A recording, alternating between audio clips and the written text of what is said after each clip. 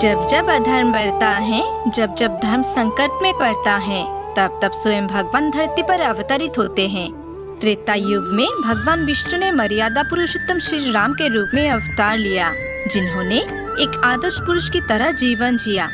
भगवान राम और श्री कृष्ण दोनों ही भगवान विष्णु के अवतार माने जाते हैं, लेकिन भगवान राम ने कभी इस बात को नहीं जताया कि उनमें कोई ईश्वरीय शक्ति है।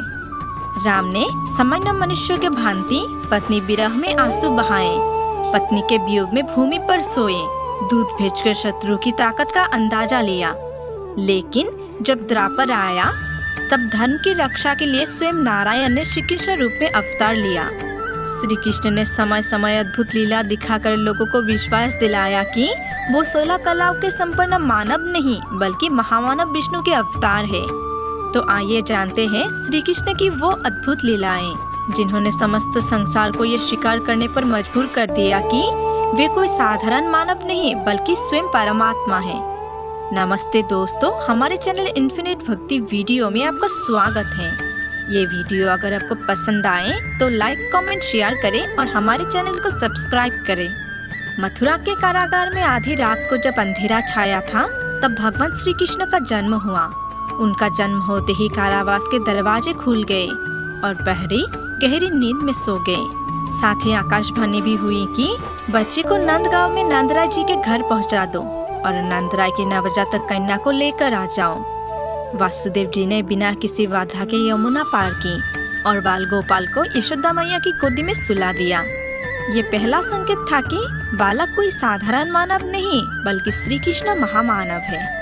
कंस को जब कृष्ण जन्म की सूचना मिली, तो पूतना नामक राक्षसी को श्री कृष्ण को मारने के लिए भेजा। पूतना ने कृष्ण को चुरा लिया और अपने वक्ष पर जहर लगाकर उन्हें अपना दूध पिलाने लगी। श्री कृष्ण ने पूतना के वक्ष स्थल से उसके प्राण ही खींच लिए और राक्षसी खुद मृत्यु को प्राप्त हो गई। जिन्होंने कृष्ण की इस लीला को देखा वो हैरान थे, क्योंकि पूतना ने नंदगांव के सभी नवजातक बच्चों को मार डाला था, लेकिन नन्हे कृष्ण ने पूतना को ही मार डाला। उसी समय से लोगों ने कहना शुरू कर दिया कि कृष्ण सामान्य मनुष्य नहीं, कोई महामानव है। जब फिर कंस ने कालियाना को यमुना में भेज दिया, तब इसके जहर से यमुना का जल काला पड़ गया। इस जल को पीने से पशु पक्षी और लोग मरने लगे। नंदगांव के लोग सोचने लगे कि अब गांव छोड़कर कहीं और बसना पड़ेगा, लेकिन श्री कृष्ण को ऐसा होना मंजूर नहीं था। एक दिन खेल खेल में श्री कृष्ण यमुना नदी में कूद पड़े और कालिया नाग के सामने पहुंच गए। कालिया का वध कृष्ण करने ही वाले थे कि नाग कन्या प्राण की रक्षा की प्रार्थना करने लगे।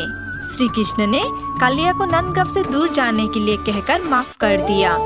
कालिया ने श्री कृष्ण के सामने सिर झुका दिया और श्री कृष्ण ने कालिया के फन पर खड़े होकर नटराज के रूप में नृत्य करना शुरू कर दिया। नंदगांव के लोगों ने जब ये दृश्य देखा तो हैरान रह गए और उन्हें विश्वास होने लगा कि श्री कृष्ण महामानव है। इसके बाद जब इंद्र द्वारा बरसात किए जाने पर नंदगांव के पशुओं और लोगों की रक्षा के लिए श्री कृष्ण ने गोवर्धन पर्वत को अपनी छोटी उंगली पर उठा लिया और कई दिनों तक सब कुछ सामान्य चलता रहा। तब इंद्र को माफी मांगने के लिए श्री कृष्ण के सामने आना पड़ा। जब लोगों ने श्री कृष्ण की ये लीला देखी, तो उन्हें पूरा यकीन हो गया कि श्री कृष्ण मनुष्य रूप में भगवान है और श्री कृष्ण के कहने पर गोवर्धन पर्वत की पूजा शुरू कर दी और तभी से हर साल गोवर्धन पर्वत की पूजा की परंपरा चली आ रही है। इसके बाद जब श्री कृष्ण के गुरु के पुत्र की मृत्यु समुद्र में डूबने की वजह से हो गई थी, तब गुरु दक्षिणा देने के समय श्री कृष्ण गुरु के मन की बात जान ली और उनके पुत्र को वापस जीवित करके उन्हें लौटा दिया। जब गुरु ने अपने पुत्र को जीवित देखा तो उन्हें यकीन हो गया कि श्री कृष्ण मनुष्य देह धारण किए हुए वास्तव में परमात्मा है, क्योंकि मरे हुए व्यक्ति को जीवित करना किसी भी मनुष्य या सामान्य देवता की बस की बात नहीं है। इन सब लीला के अलावा भी कंस के आतंक से त्रस्त मथुरा को मुक्ति दिलाने के लिए कंस के पहलवानों को पराजित करके कंस का वध करना, जो कि किसी भी सामान्य व्यक्ति के वश की बात नहीं थी। द्रौपदी को वस्त्रहरण से बचाने के लिए श्री कृष्ण ने साड़ी बढ़ाते गए, जो कि श्री कृष्ण की एक लीला थी। श्री कृष्ण कोई साधारण मानव नहीं थे, वे स्वयं नारायण थे। उनकी और भी बहुत सी लीलाएं हैं।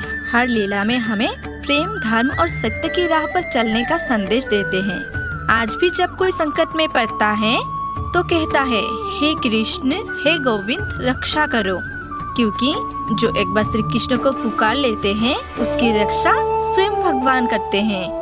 हमारे साथ अंत तक बने रहने के लिए धन्यवाद।